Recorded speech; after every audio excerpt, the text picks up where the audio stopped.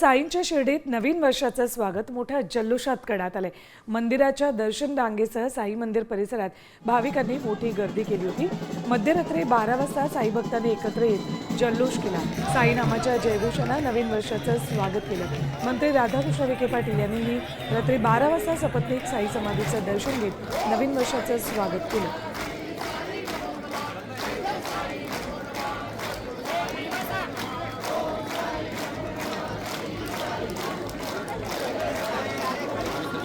वर्ष हा संकल्प आहे, राज्य दुष्काळमुक्त करण्याचा संकल्प मी केलेला आहे आणि त्यानिमित्तानं राज्य दुष्काळमुक्त होताना सर्वांनाच करण्याबरोबर सर्वांना सुख शांती मिळू दे अशा प्रकारची प्रार्थना मी नेहमीच करत आलेलो आहे। नवीन वर्षसुद्धा सर्वांना सुखाचं समाधानाचं जावं अशा प्रकारची प्रार्थना बाबा चरणी करतो।